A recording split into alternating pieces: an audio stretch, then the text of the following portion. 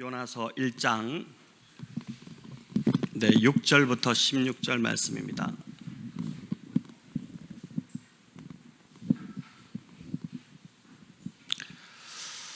요나서 1장 6절부터 16절 저와 여러분 교독으로 읽어나가겠습니다. 선장이 그에게 가서 이르되 자는 자여 어찌함이냐 일어나서 네 하나님께 구하라. 혹시 하나님이 우리를 생각하사 망하지 아니하게 하시리라 하니라.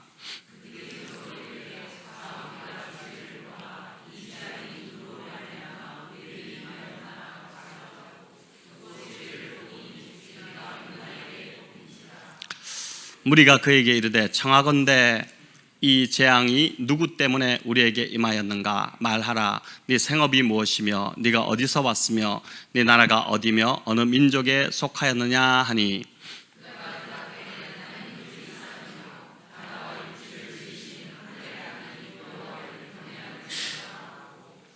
자기가 여호와의 얼굴을 피함인 줄을 그들에게 말하였으므로 무리가 알고 심히 두려워하여 이르되 네가 어찌하여 그렇게 행하였느냐 하니라.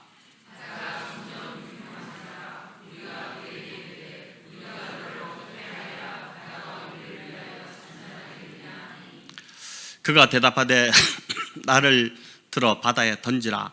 그리하면 바다가 너희를 위하여 잔잔하리라. 너희가 이 큰 폭풍을 만난 것이 나 때문인 줄을 내가 아노라 하니라.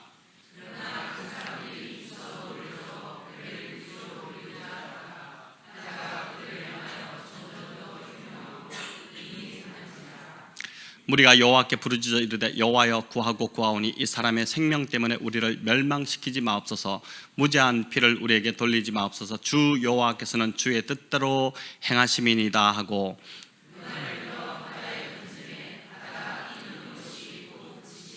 같이 읽겠습니다. 그 사람들이 여호와를 크게 두려워하여 여호와께 제물을 드리고 서원을 하였더라. 아멘. 네, 오늘 이제 제목이 나를 바다에 던지라, 요나의 고백인데 좀 무시무시한 말이지 않습니까? 오늘 읽은 이 본문 속에서 우리에게 주시는 교훈들 또 은혜들을 함께 붙잡고자 합니다. 제가 이 100곳에 살면서 감사하게 생각하는 것 중에 하나가 바로 이제 친절한 그 이웃들입니다. 사실은 그다지 그들을 깊이 알지는 못하지만 엘리베이터 안에서 이제 만나면 반갑게 인사도 하고 또 안부를 물어주고 하는 그 정겨움이 참 좋은 것 같습니다. 오늘도 남성분 한 분이 이제 먼저 말을 걸어오셨는데 이제 비닐봉지를 하나 이렇게 들고 계셨는데 집에서 회를 좀 먹으려고 사셨다 이렇게 하셨습니다. 그 굳이 말 안 하셔도 되는데 저하고 이제 둘이 탔는데 이제 그 이야기를 하셨습니다. 그러면서 하시는 말씀이 일본이 지금 방사능 오염수를 방류하니까 더 오염되기 전에 좀 먹어야겠다 그러면서 이제 사셨다고 하면서 환하게 웃으셨습니다. 자, 이런 이웃들을 보면서 이제 예수님을 모르는 세상 사람들이지만은 오히려 이들이 그리스도인들보다 어떤 면에서는 훨씬 더 좀 따뜻하고 선하다는 그런 생각이 들었습니다. 몇 분은 서로 아주 친하게 가깝게 지내시기도 하는데 서로를 보니까 따뜻하게 챙겨주는, 그 아이들도 잘 챙겨주고 하는 이런 모습은 오히려 교회 공동체가 좀 본받아야 되는 모습이 아닐까 이런 생각을 하기도 합니다. 그래서 예수님을 믿지 않는 사람들이라고 해서 믿는 우리들이 참 함부로 무시하거나 이제 단정지으면 안 되겠다 이런 생각을 하는 것이죠. 때로 보니까 세상이 교회보다 훨씬 더 나을 때가 이제 종종 있는 것을 보기 때문에 그렇습니다. 자, 오늘 본문만을 보더라도 그렇습니다. 선지자 이 요나의 태도와 또 같이 지금 다시스로 향하고 있는 이 배에 타고 있는 이 세상 사람들, 이 선원들의 태도를 비교해 보면 요나보다도 하나님을 모르는 이 선원들이 훨씬 더 훌륭하게 처신하고 있는 것을 보게 됩니다. 요나는 지금 자신의 문제에 빠져 있어서 자기밖에 보이지 않습니다.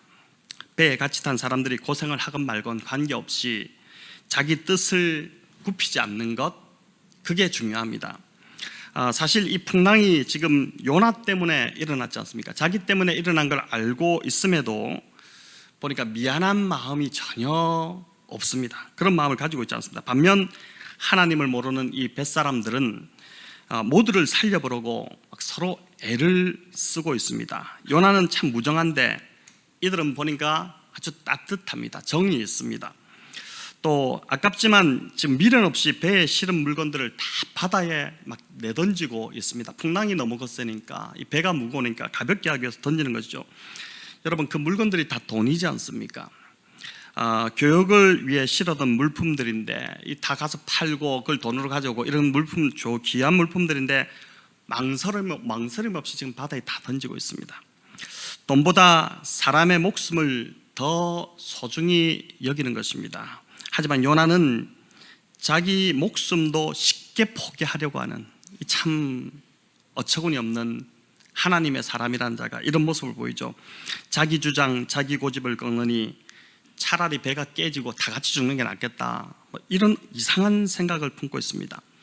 다른 사람들의 모습이야 어찌되건 말건 내 뜻을 굽히지 않는 것이 중요하다, 내 뜻이 중요하다, 그렇게 지금 하고 있는 것이죠. 또 풍랑의 원인을 알기 위해 제비를 뽑았을 때도 선원들은 거칠게 행동하지 않았습니다. 제비 뽑기에서 요나가 뽑히지 않습니까? 이럴 경우 원망과 분노를 요나에게 한순간에 다 쏟아 놓을 수 있지 않겠습니까? 너 때문에 우리가 이런 생고생을 했구나, 너였구나 범인이, 이렇게 하면서 이제 욕도 하고 선지검도 하고 할 수 있는데도 선원들은 보니까 요나를 그렇게 대하지 않습니다. 아주 나이스합니다.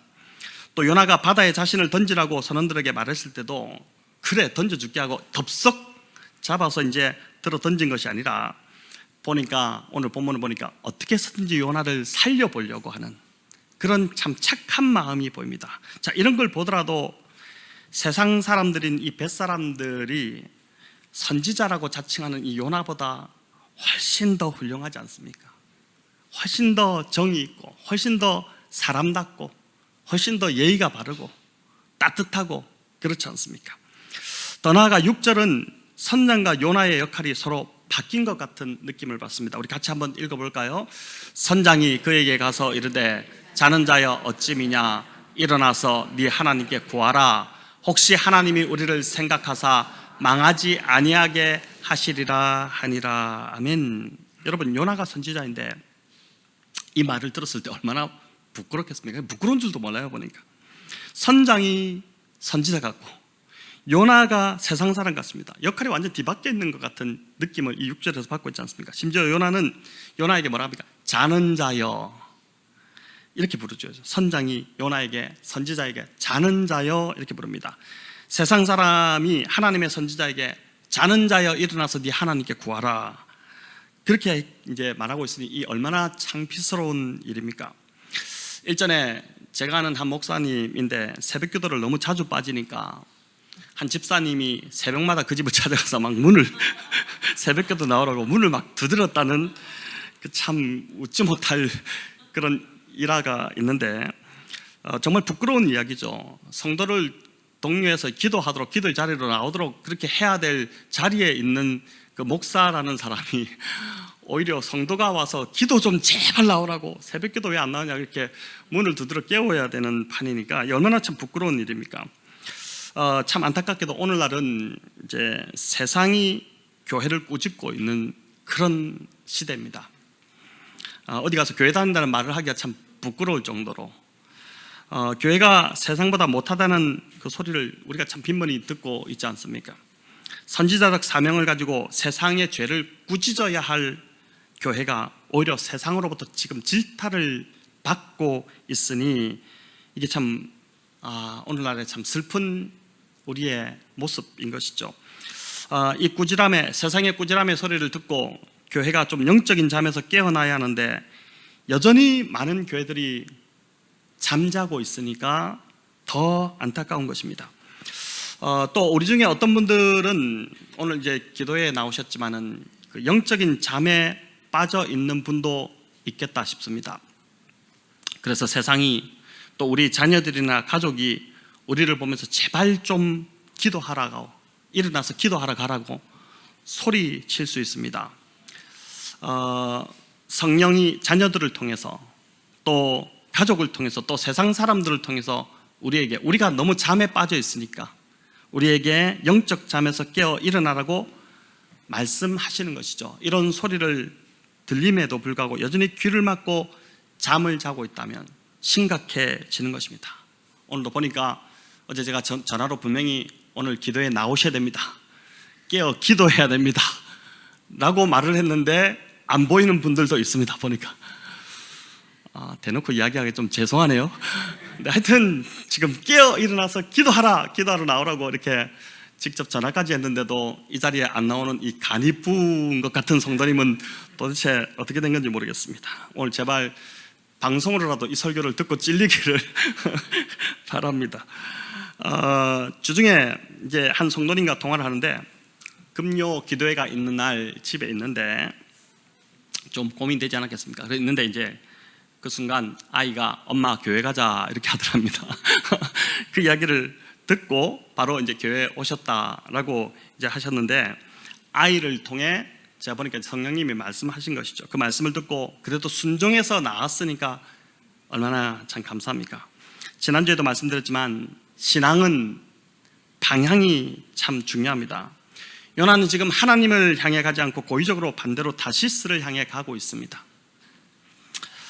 하나님의 낯을 피해 멀어지고 있는 것입니다. 욥바 항구에 내려갔더니 마침 다시스로 가는 배가 있었습니다. 배를 기다릴 필요도 없이 배가 있었기 때문에 그냥 타기만 하면 되는, 그래서 그냥 다시스로 가는 것이죠. 우리 인생도 이런 경우들이 종종 있습니다. 땅을 샀는데 마침 가격이 뛰어서 엄청 오르는 바람에 갑자기 부자가 될 수도 있습니다. 여러분 상상만 해도 기분이 좋지 않습니까? 사업을 시작했는데 마침 그 일이 화응을 누려서 그 일이 갑자기 막 뜨게 되어서 사업체가 갑자기 커질 수도 있습니다.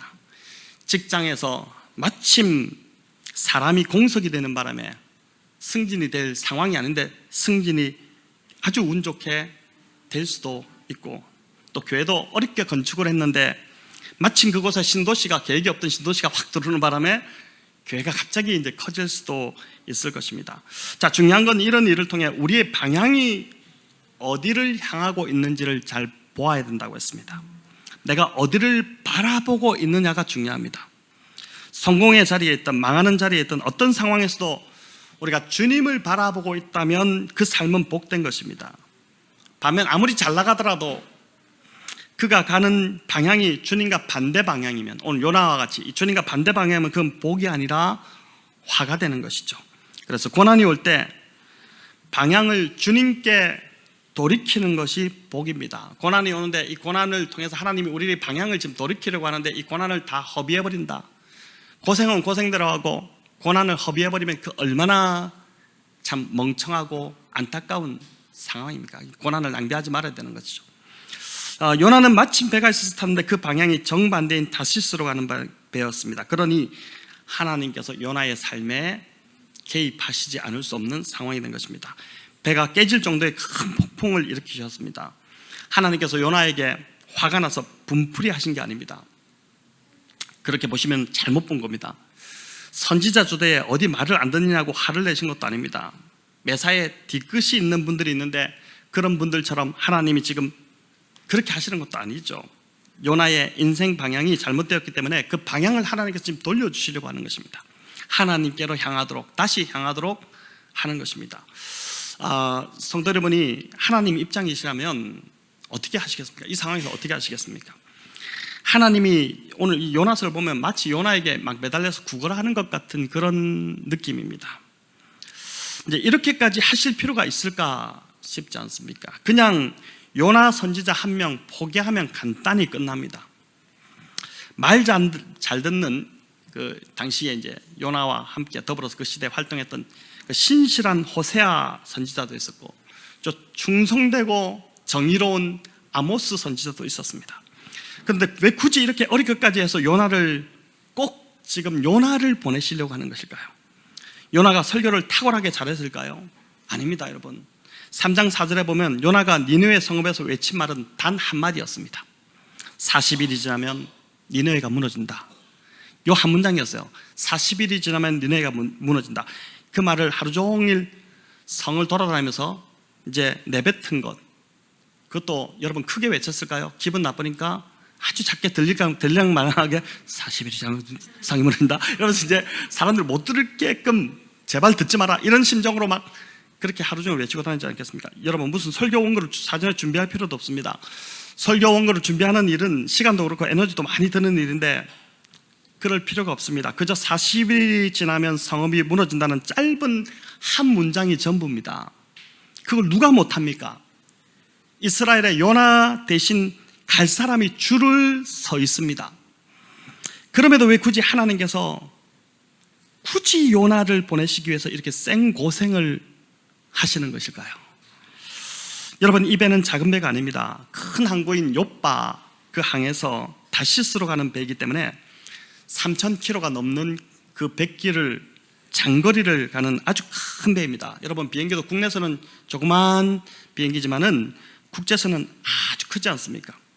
좌석도 많고 사람도 많이 타고 또 화물칸에 짐도 많이 실습니다. 다시스로 가는 배가 마치 이와 같았습니다. 하지만 큰 폭풍으로 인해 실었던 물건을 거의 다 바다에 지금 내버려야 했습니다. 피해가 이만저만이 아닙니다. 여러분, 이 막대한 피해입니다. 왜 이렇게 하나님께서 소모적인 방법을 지금 펴시면서까지 요나를 고집하시는 것일까요? 요나의 모습이 당시 이스라엘의 모습이고 또 오늘 저와 여러분의 모습이기 때문에 그렇습니다. 우리가 딱 요나 같은 사람들이기 때문입니다. 요나를 통해 이스라엘에게는 그 백성들이 어떤 모습인지를 보여주고자 하는 것이고 또 오늘 저와 여러분에게는 요나를 통해 우리의 모습이 어떤 모습인지를 지금 하나님께서 보여주고자 하시는 것입니다. 저와 여러분이 요나의 어떤 면을 닮았다는 것일까요? 본문을 좀 더 살펴봅시다. 우리 7절을 보면 사람들이 제비를 뽑았는데 요나가 뽑혔습니다. 또 8절에 보면 사람들이 궁금해하며 요나가 뽑히니까 이것저것을 막 묻습니다. 도대체 이 사람이 누구길래 이런 폭풍이 일어났을까? 이러면서 이제 네가 어디서 왔고 네 나라가 어디고 어느 민족에 속했냐 이런 것을 막 묻습니다. 자, 그러자 9절에 요나가 대답하는데 우리 같이 한번 읽어보겠습니다. 그가 대답하되 나는 히브리 사람이요 바다와 육지를 지으신 하늘의 하나님 여호와를 경외하는 자라 하시니라. 요나의 대답이 너무 지금 웃기지 않습니까? 무슨 장난치는 것도 아니고 자신은 히브리 사람이요 하나님을 경외하는 자라고 합니다. 저는 보니까 약간 정신이 이상한가 이런 생각까지 듭니다. 하나님을 경외하는 자가 왜 하나님의 말씀에 순종하지 않고 정반대로 갈까? 이는 하나님을 경외하는 것이 아니라 오히려 경시하고 경멸하는 것이 아닐까라는 생각이 드는 것이죠. 여러분, 이 상황을 아는 누군가가 들으면 요나가 아주 위선적인 사람이구나 이렇게 느껴집니다. 그런데 이어지는 10절에 보면 요나가 자신이 지금 여호와의 얼굴을 피하고 있다는 것을 선원들에게 알려줍니다. 여호와의 낯을 피해서 지금 도망가고 있다는 걸 알려주죠. 내가 하나님을 믿는 건 맞는데, 이런 뜻입니다. 내가 하나님을 믿는 건 맞는데 이번 건은 내가 순종할 수 없어서 좀 피하는 것입니다. 내가 비록 평소에 여호와 하나님을 경외하지만 이번 일은 하나님이 틀렸고 나의 선택이 옳습니다. 그래서 나는 정정당당하게 지금 하나님은 경외하지만 정정당당하게 나는 지금 하나님 아무리 말씀하셔도 아닌 건 아니기 때문에 그래서 순종할 수 없다고 하는 것입니다. 여러분, 요나 안에 무엇이 잘못된 것일까요? 무엇이 요나를 이토록 지금 완고하게 만들었을까요? 하나님이 지금 말씀하심에도 하나님도 틀렸다고 할 정도로 요나를 고집스럽게 만드는 것이 무엇일까요? 바로 그 시대에 요나뿐만 아니라 모든 이스라엘 백성들이 가지고 있던 배타적 선민사상입니다. 유대인들이 가지고 있던 이 선민사상은 이스라엘을 하나님이 사랑하셨고 택하셨다는 생각입니다. 너무 좋은 가치죠. 그 많은 민족 중에 유독 이스라엘만을 사랑하셔서 선택하셨다는 것입니다. 그런데 이스라엘이 하나만 알고 둘을 몰랐던 것이죠. 하나님께서 이스라엘을 택하신 이유는 이스라엘만을 위한 것이 아니라 이스라엘을 통해서 만민이 하나님을 알게 하도록, 하나님의 사랑을 받게 하도록, 하나님의 복을 받게 하도록 하기 위해서 이스라엘을 택했는데 이스라엘은 자신들이 택함 받았다는 그것만 딱 받아들이고 열방을 축복하는 사명을 망각해버린 것입니다. 세상 논리로 보면 이스라엘이 잘 되려면 여러분 니느웨가 망해야 됩니다. 이스라엘이 가지고 있는 관점에서 보면 그렇습니다. 또 그 당시에 국제 역학을 보더라도 힘의 논리를 보더라도 당연하죠. 니느웨가 다시 회복되면 이스라엘은 망할 수밖에 없습니다. 이 당시가 아수르가 좀 흔들리던 시기였다고 합니다. 그래서 이제 이스라엘도 영토를 좀 확장하고 다시 되찾고 이런 일이 일어났는데 이스라엘이 잘 되려면 니느웨가 무너져야 되고 이스라엘은 강한 군사력과 경제력을 가져야 합니다. 그러니 니느웨로 갈 수 없다는 것입니다. 아무리 생각해도 하나님이 틀렸다는 것이죠. 어떻게 우리나라를, 우리 민족을 사랑하시는 하나님께서 이런 명령을 내리실 수 있느냐. 만에 하나 그들이 회개하고 돌이키면 이스라엘은 다시 고통 가운데 빠질 수밖에 없는데 이게 지금 말이나 되는 소리를 나에게 하시는 겁니까? 그렇게 지금 주장하는 것입니다. 여러분, 요나는 이 논리를 평생 주장했던 선지자입니다. 소위 말하는 애국 선지자, 또 민족주의 선지자입니다. 그런데 그런 자신에게 니느웨에 가서 회개하라고 외치라고 하니까 차라리 죽음을 선택하겠다고 한 것이죠. 어떻게 보면 되게 멋있어 보이기도 합니다. 근데 이게 잘못된 가치를 갖고 있는 것이죠. 자기 소신, 자기 생각, 자기 신념을 절대 굽히지 않겠다는 것입니다. 아무리 자신이 경외하는 하나님이라도 이번에는 당신이 틀렸습니다. 내가 옳습니다. 나는 그래서 순종하지 못합니다. 차라리 나는 죽겠습니다. 이런 지독한 말을 내뱉고 있는 것입니다. 선원들이 제비 뽑힌 요나에게 어떻게 해야 될지 모르죠. 그래서 어떻게 할지를 묻자 12절에서 요나가 뭐라고 합니까? 차라리 나를 들어 바다에 던지라, 이렇게 합니다. 내가 죽는 한이 있어도 내 뜻을 굽히지 않겠다는 것입니다. 내 생각이 옳다는 것이죠. 여러분, 요나가 지독해도 보통 지독한 것이 아닙니다. 하나님 보실 때 이게 얼마나 참 속이 터질 일입니까?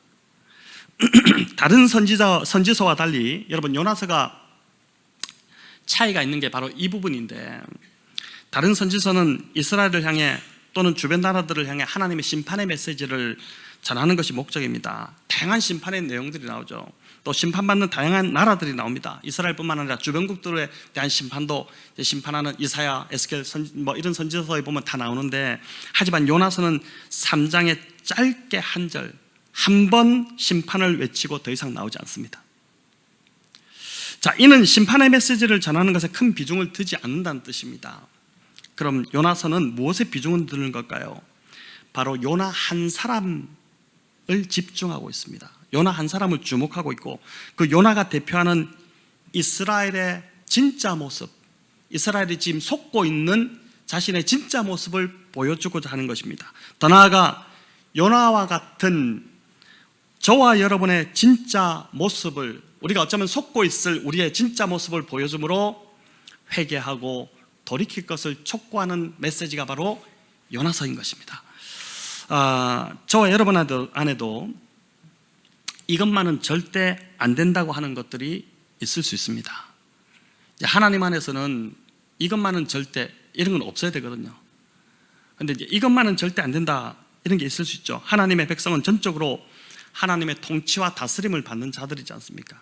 우리는 하나님이 말씀하시는 대로 순종하고 따라가는 자들인데, 그런데 이제 말로는 천지를 지으신 여호와 하나님을 경외하는 자들이라고 요나처럼 이렇게 아주 은혜롭게 고백하지만은 어떤 한 부분에 있어서는 아무리 하나님이라도 이건 내가 포기하지 못합니다.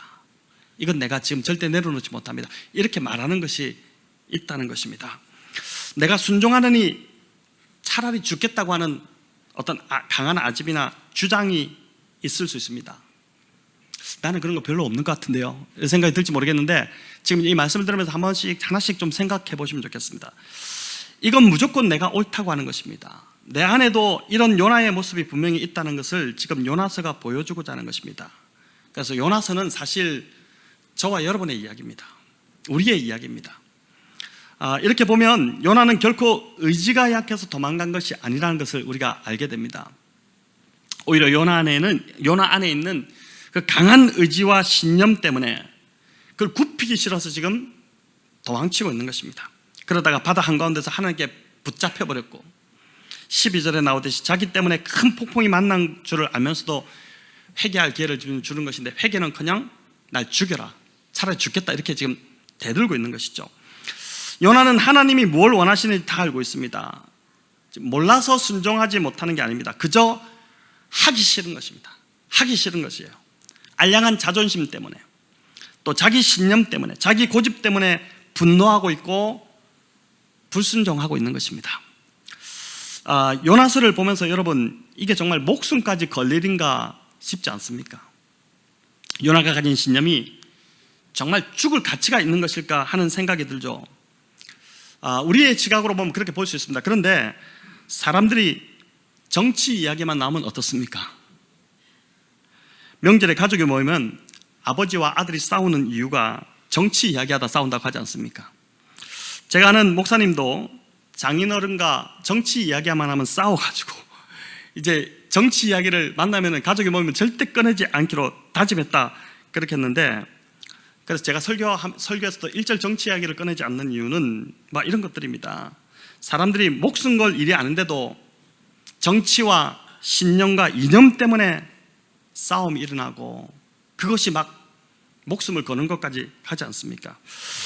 요나에게 있어서 진짜 죽어야 할 것이 무엇이었을까요? 진짜 목숨을 요나가 걸어야 할 것이 무엇이었을까요? 요나가 진짜 죽어야 할 것은 지금 육신의 생명이 아니라 그의 안에 있는 분노와 신념이었습니다. 잘못된 신념, 깨트려져야 될 신념, 하나의 우상인 것이죠. 하지만 그는 육신을 죽여서라도 자신의 신념은 굽히지 않겠다고 하는 것입니다. 우리 안에 이런 것들이 있습니다. 성도 여러분, 오늘 이 요나서를 보면서 나는 과연 무엇에 목숨을 걸고 있는가 한번 돌아보시면 좋겠습니다. 난 과연 지금 뭐에 목숨을 걸고 있는가? 요나가 자기 아집을 버리지 않아서 한 배를 탔던 모든 사람들이 고통스러웠던 것처럼 나 역시 나의 아집, 나의 고집, 나의 주장, 나의 생각을 꺾지 않아서 끝까지 내가 옳다고 해서 그것 때문에, 고집 피우는 것 때문에 나와 한 배를 타고 있는 나의 가족, 또 교회 공동체, 또 직장, 또 뭐 관련된 사람들이 지금 굉장히 좀 고통스러워하고 있지는 않으십니까? 그게 목숨 걸 일도 아닌데 알량한 내 자존심이 상했다는 이유로 내 생각을 굽히는 것이 도무지 자존심이 허락되지 않아서 끝까지 고집을 피우면서 지금 주변 사람들을 계속 힘들게 하고 있는 것은 아닐까요? 요나는 이 거룩하신 하나님 앞에서 여전히 자기가 옳고 또 자기가 의인입니다. 하나님은 틀렸습니다. 이게 무서운 것이죠. 오히려 하나님은 연약한 죄인들을 용서하시고 받아주십니다. 하지만 여전히 완악한 의인의 모습을 하고 있는 자들은 하나님도 어떻게 하시지 못하는 것입니다. 끝까지 하나님 앞에 자기가 옳다고 하는데, 완악한 모습으로 내가 의롭다고 하는데 어떻게 감당이 하나님 뜻되시겠습니까? 그래서 자신이 죽을 수밖에 없었던 죄인임을 인정하는 자들은, 그런 경험을 한 자들은 공동체 안에서 무엇을 주장하려고 들지 않습니다. 그럴 자격이 안 된다는 것을 자신이 스스로 가장 잘 알기 때문입니다. 도저히 자격이 안 되는, 죽을 수밖에 없는 죽어 마땅한 죄인이었는데 이런 나를 하나님께서 은혜로 용서해 주시고 용납해 주셨다는 것을 경험한 사람들은 뭘 더 바랄 게 없는 것입니다.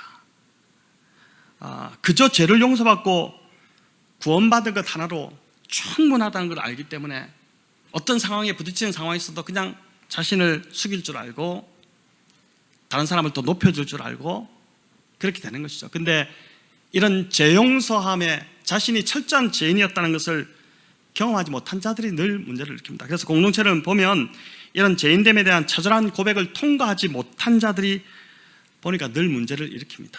십자가 앞에서, 그 십자가의 경험 앞에서 자기 주장, 자기 고집, 자기 소신, 자존심 등은 이제 다 진짜 무너질 수밖에 없어요.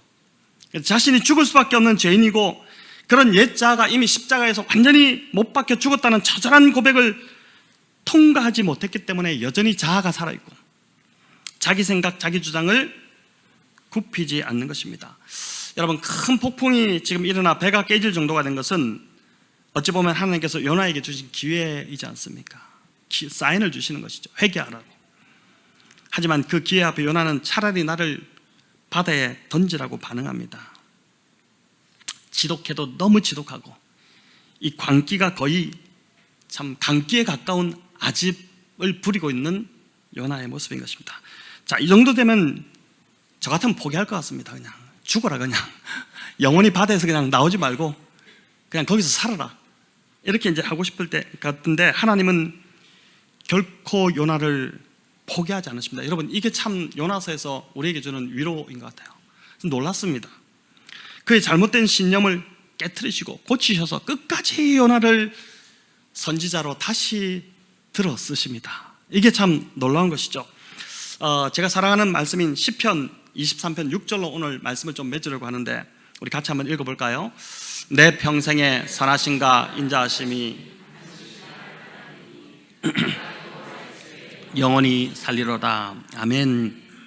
이 구절을 천천히 좀 음미하면서 읽어야 참 그 의미가 제대로 좀 살아나기 시작하는데, 여기 이제 이 시편 23편은 다윗이 왕이었는데 노년에 썼다, 이렇게 이제 학자들은 보지 않습니까?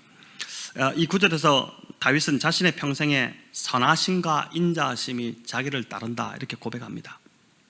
사람들은 인생의 운이 따르든지 재물이 따르든지 또 권력이 따라주기를 바랍니다. 하지만 다윗은 선하심과 인자하심이 평생 자신을 따라왔다, 이렇게 고백합니다. 여러분, 여기 따른다는 단어가 참 재밌는데, 이 따르다는 히브리어가 라다프라는 단어인데, 이는 종이 주인을 따를 때, 또 제자가 스승을 따를 때 쓰는 단어이기도 하지만 또 다른 뜻이 있는데, 그 뜻이 이 구절에 지금 적용된 구절입니다. 추격하다는 뜻입니다. 추격하다. 마치 짐승이 먹잇감을 딱 발견했을 때 놓치지 않으려고 끝까지 따라가서 그 먹잇감을 붙잡는, 잡아 낚아채는 그 모습, 또 적군이 앞에 있는 걸 발견하고 끝까지 따라가서 추격할 때 쓰는 단어가 바로 이 라다프라는 따르다는 단어입니다. 다시 말해 다윗은 여호와의 선하심과 인자하심이 평생 자신의 인생을 추격해 왔다는 것을 고백합니다. 여러분, 이 굉장히 좀 힘이 되고 위로가 되는 말씀이에요. 사실 우리가 힘들고 어려운 시간들을 보내고 있을 때 하나님이 살아계실까? 하나님 나와 함께 하시면 왜 이렇게 난 계속 힘들까? 왜 이렇게 상황은 더 나빠질까? 이런 생각이 드는데, 다윗의 고백을 들어보니까 여호와의 선하심과 인자하심이 평생 추격해 왔다는 것입니다. 다윗이 잘 나갈 때뿐만 아니라 힘들고 어려움에 처했을 때도, 심지어 사울의 추격으로 광야에 숨어 있을 때도 하나님의 인자하심과 선하심과 인자하심이 어떻게 다윗을 찾아내서 끝까지 따라와서 다윗과 함께 했다는 것이죠. 자, 이게 무슨 말일까? 여러분, 여호와의 선하심이 어떤 것입니까?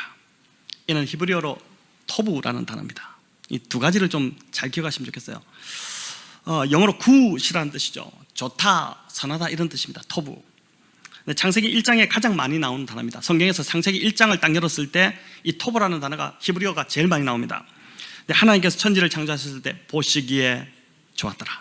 또 인간을 만드시고 보시기에 심히 좋았더라. 계속 좋았다 할 때 바로 이 토부라는 단어가 사용됐습니다. 즉 하나님이 보시기에 좋은 모습으로 우리의 삶을 회복시켜 나가시는 하나님의 행동이 담긴 단어, 그게 바로 이 토부라는 너무나도 멋진 단어입니다. 하나님께서 회복하시겠다. 지금 비록 힘들고 어렵지만 내가 너희 삶을 반드시 내가 처음 의도했던 삶으로 다시 회복시키겠다. 이게 이제 이 토부 안에 담겨 있는 단어입니다. 여러분, 또 인자하심은 우리가 너무나 잘 알고 있는, 우리 목장에도 있지만은 헤세드라는 단어죠.